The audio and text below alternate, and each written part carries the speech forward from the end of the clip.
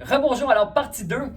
On entend souvent il ne faut jamais s'étirer avant un exercice, avant un effort. Il ne faut jamais s'étirer de façon statique, de s'étirer en maintenant une position prolongée. Je crois qu'en santé, en entraînement, en physio, en prévention de blessures, en traitement de blessures, il n'y a pas de jamais et de toujours. Donc, faites attention, c'est toujours du cas par cas selon c'est quoi nos objectifs, c'est quoi la blessure, c'est dans quel stade de blessure on est, est-ce que c'est une douleur qui est plus irritable, non irritable, une douleur qui est plus mécanique, est-ce que ça vient plus d'un nerf ou c'est plus inflammatoire par exemple. Donc, il y a tellement du cas par cas, ça dépend de plein de choses. Bref, ça peut être pertinent de s'étirer avant de s'entraîner, de s'étirer de façon statique. Je vous montre deux exemples. Donc, si je veux faire par exemple des hip thrusts, un mouvement qu'on vient faire, une extension de la hanche ici de fessier. Je peux le faire aussi sur une jambe.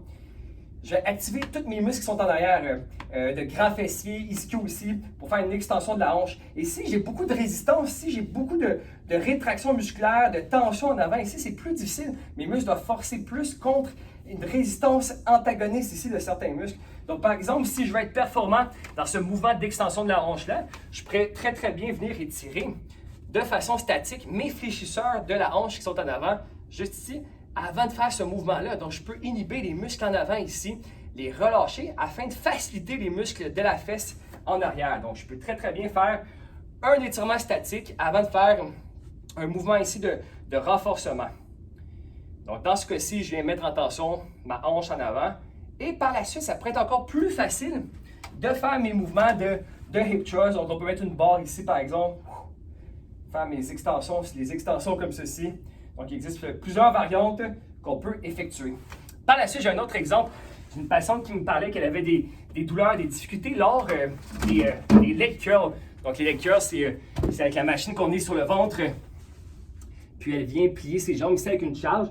Et puis, j'ai remarqué en clinique, je lui disais, fais-moi donc le mouvement. Et puis, pouf, dès qu'elle avait ici, elle venait beaucoup bouger le bas du dos. Et quand je venais isoler pour voir le PKB, le prone knee bend, il y avait beaucoup de rétraction ici. J'avais à peine à plier sa jambe et ça tirait déjà dans le dos et beaucoup en avant de la cuisse ici. Donc déjà pas de charge, elle avait presque pas de mobilité. Elle était capable d'aller jusque-là à peu près. Donc ça tirait beaucoup.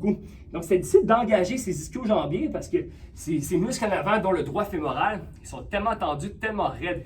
Donc je vais lui proposer, avant ses leg curls, de faire cette mise en tension-là pour bien relâcher les muscles en avant. Pouf! Avant de faire les leg curls, ou sinon il y a d'autres alternatives aussi, elle pourrait très bien les faire par exemple, c'est leg curls en position assise, donc comme ça elle est moins en extension de la hanche par exemple comme ça, de venir plier les jambes, mais elle n'avait pas cette machine-là. Donc il fallait faire un peu d'essayer de tenter de relâcher le devant de la cuisse avant de les faire. Donc sinon ça peut être très pertinent de relâcher donc le devant de la cuisse ici, avant de faire des exercices de leg curl, ou sinon on connaît bien les exercices ischio-jambiers qu'on peut faire comme ça. Et puis si j'ai beaucoup de résistance en avant de mes cuisses, c'est plus difficile de venir engager les muscles en arrière ici.